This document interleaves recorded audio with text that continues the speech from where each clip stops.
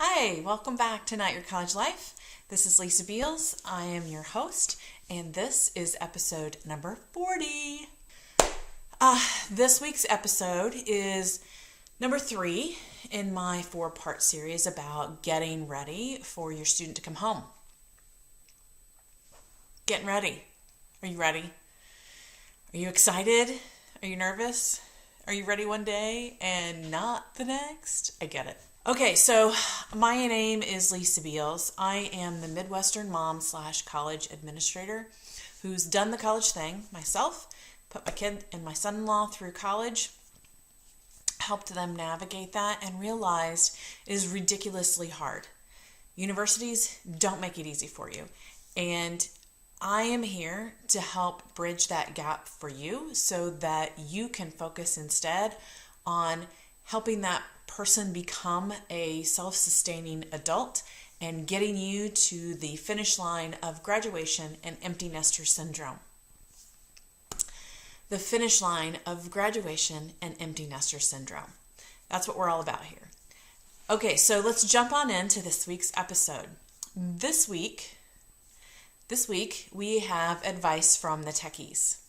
I sought advice from a couple of the public institutions, IT departments, and my own sister, who is a information systems architect. I don't know. She got her BA in psychology, you guys.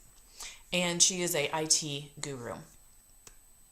And she sets up the IT infrastructure for a local bank and their branches. So she's uber talented. Anyway, so my tips and advice come from those folks. And I have 5 tips that are IT related and then another subcategory that is kind of ancillary. So, number 1, your student, of course, will need a computer, a Mac, a PC, a laptop, something. So, I know it's rare, but I have to say it. There are some people that rely on the university technology, and you're not going to be able to. Or if you don't have a computer, perhaps the university has an inventory that they can loan out to your student. So if you don't have a reliable computer, if it's not in the budget,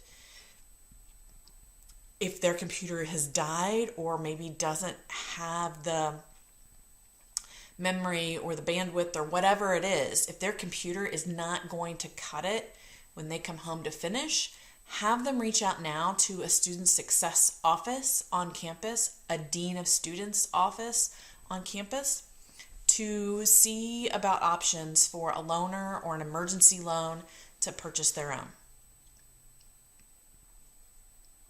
It's not charity. It's what we got to do to get through. In that same vein, students are going to need more than the one screen.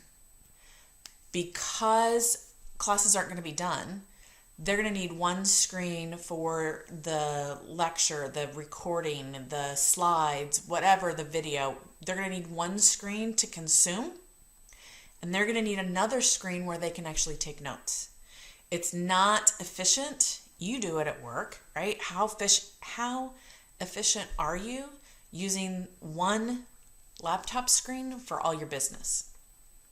I know in the office, I had 2 large monitors, my laptop monitor, and a big one on the wall. The big one on the wall just replicated something. But with all the spreadsheets and the emails and the documents, you can't be efficient on one screen. So check that out. I know at Purdue, and I would imagine most institutions have this. It's kind of, they have like I can't think of what it's called. It's like a resale. It's an IT resale shop, and it's all cast offs. It's not brand new or high quality, but it gets the job done. And I was able to purchase for $10. I was able to purchase a second monitor, and it included the power cord and the connecting cable for $10. And is it my lovely, 32 inch? No, but it gets the job done.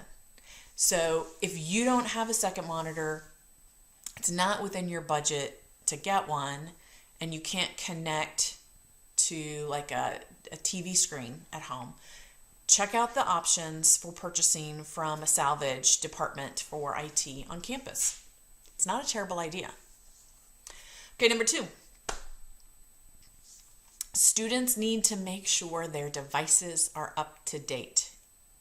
That means they should be doing a restart daily. That gets the software updates, the antivirus updates, all of that stuff brings it up to date. They should be doing that daily. I don't know about you, but I've been working from home pretty much since March, and I can certainly tell when I forget to do a restart because my computer gets slow. What else has happened? My Microsoft certificate, you guys, if I don't restart my computer at least twice a week, there's something in the brains of my computer where the license for my Microsoft software forgets it. And I can't open anything in Microsoft. Not Excel, not Word, not out, nothing. And then I have to put in a ticket with IT and wait for them to call back and then coordinate that logon. Nobody wants to do that. So the simple solution is sticky note, post-it note, something near their computer as a reminder. When you're done for the evening, for the day, whenever you're finished, to lay your head down, child, do a restart. Push, find the button, find the link, find the whatever it is, Windows, PC, Mac, whatever. Do a restart. Do a system restart. Do a system restart at least once a week, preferably every day. That's from the Techies, right? They're the ones that say when you call for the problem, have you restarted your computer? Do it. I don't know what it is about it. It works. Okay, next. If your student is having issues, they should feel comfortable still reaching out to their campus IT department. I just laughed that no one wants to call them, but let's be real, they're helpful. Once you get through the rigmarole of click this button, wait online, wait a minute, you're the next caller in line. Once you get through that, they're helpful. They're great. Don't forget that they are a resource for your student. Remind them. Did you call your IT department on campus? I bet, even though you're not physically there, they're going to support you.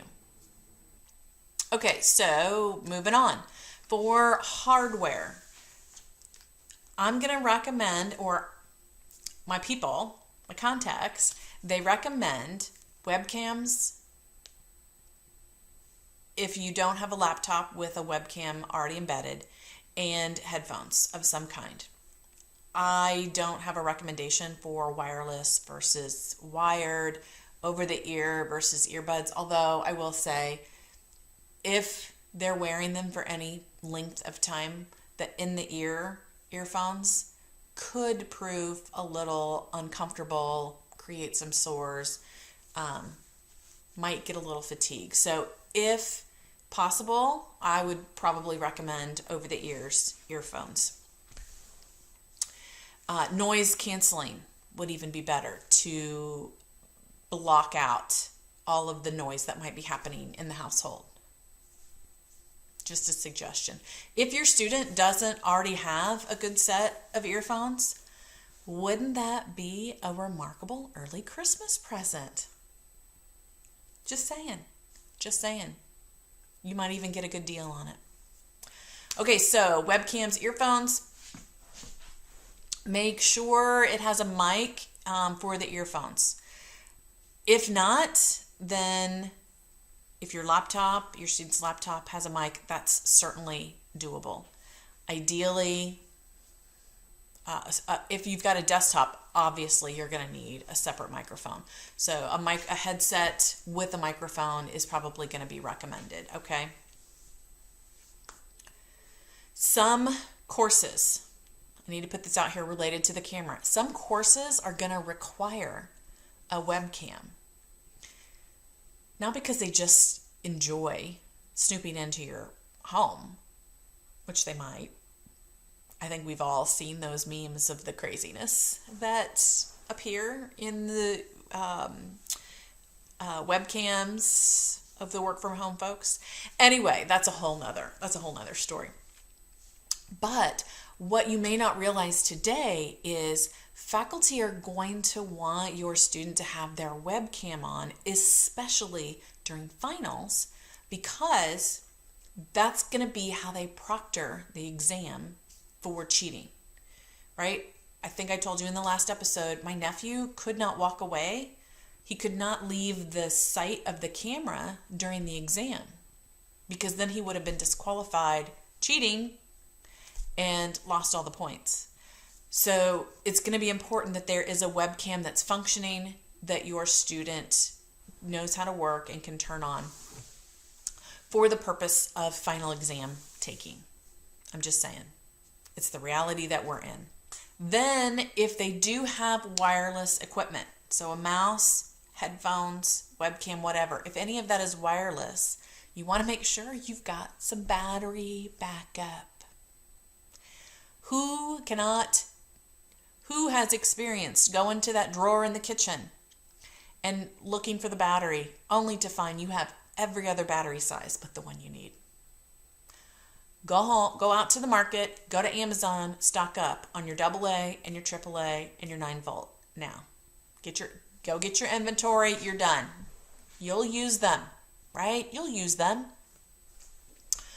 PSA, daylight savings time changed last week, so if you have not changed the batteries in your smoke detectors, now is the time to do it. PSA over. And then lastly, make sure they have a functional electrical plug for their computer. I hear my husband on the regular barking because our laptop cord has a little short in it, and if it's bent just the right way, it's going to turn off. Your student does not want that to happen during an exam. I'm just saying. You will never hear the end of it. Is that your problem? No. But, Mom, you're here to coach your kid on all the things they got to think about. So touch base with them before they come home. How's your laptop cord? Do we need to order another one now so that you've got it here and you're ready to roll when they get home? Ask them that question. They can order it, you can pay for it, whatever. But it's all the things that we've talked about before that you just know how to do because you know how to do. And we forget to vocalize the things we're doing to train up our kids to handle it all because it just magically happens. This is what you're here to train them on. All right, next up is internet speed. If you are rural, God love you. I'm jealous that you are remote and have your space. I have a little piece of that myself. But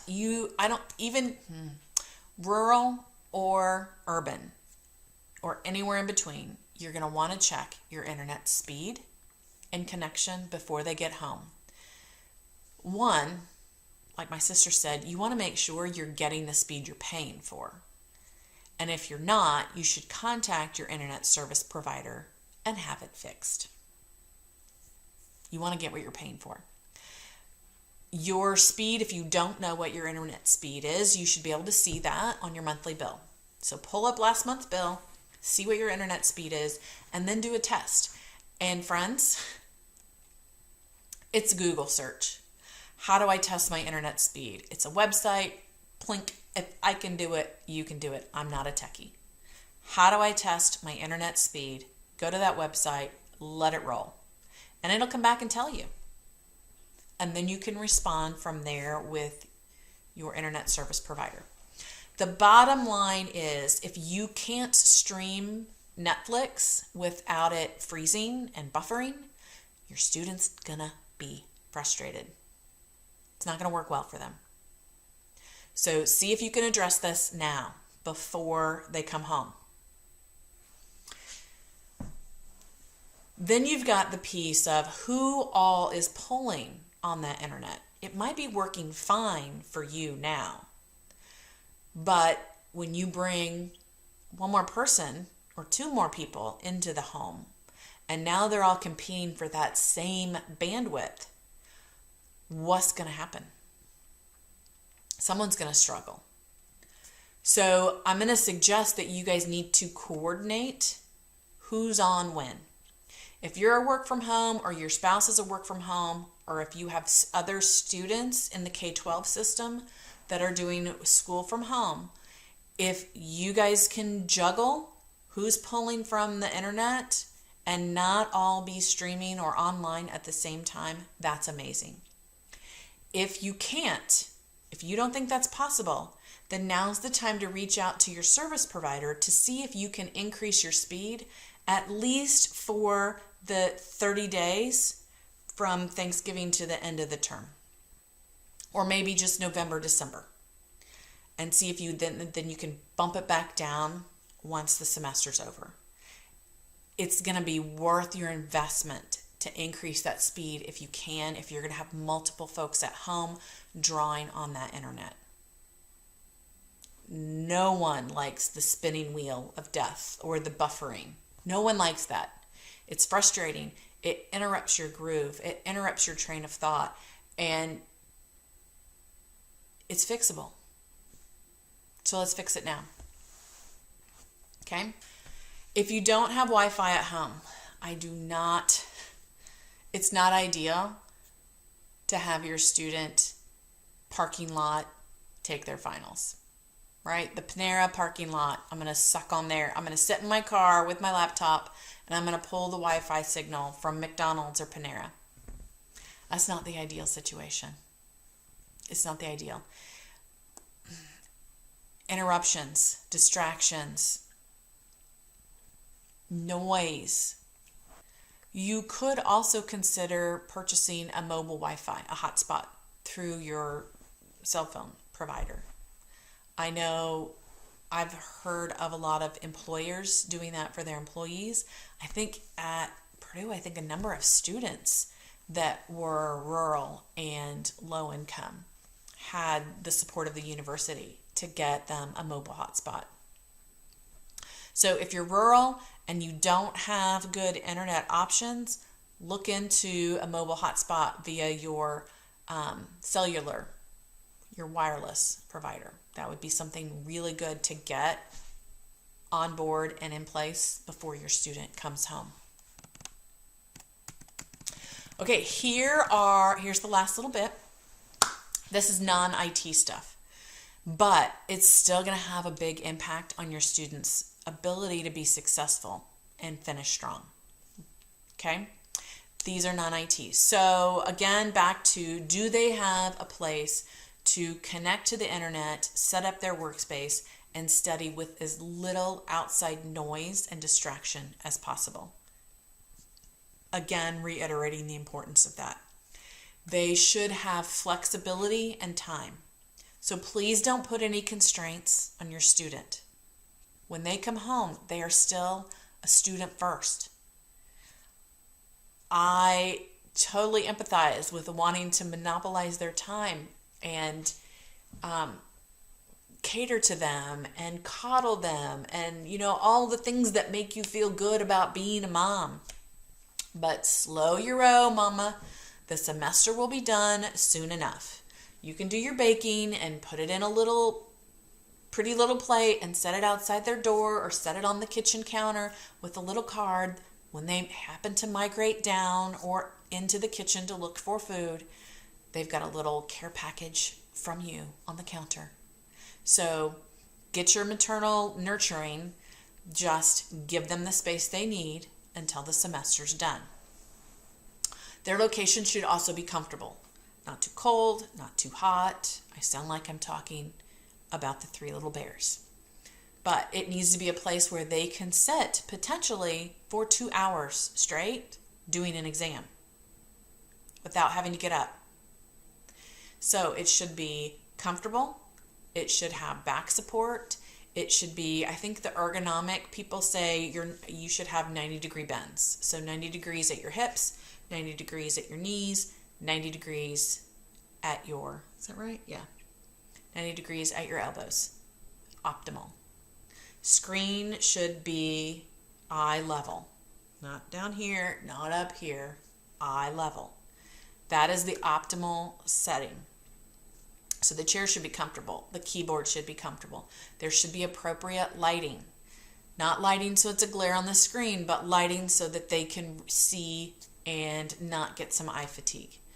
And then lastly, they should have a place, a work surface for their calculator or paper for solving problems if they've got to do any writing. They should have more than just their laptop and the keyboard and touchpad. They should have a place to do some problem solving. Okay, there you go.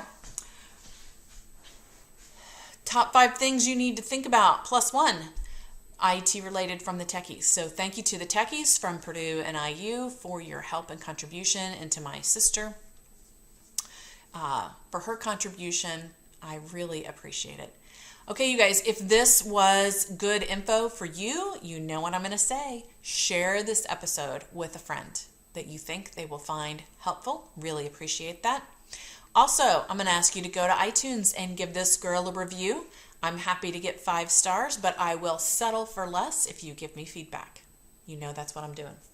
You know I want the feedback. All right, and finally, I am on social, Facebook and Instagram, Not Your College Life with Lisa Beals. We can continue the conversation over there, and I look forward to talking to you guys next week, where we will be family. Next week's episode is all focused on you all at home and what you all at home should be doing to get ready. All right, talk to you next week. Bye.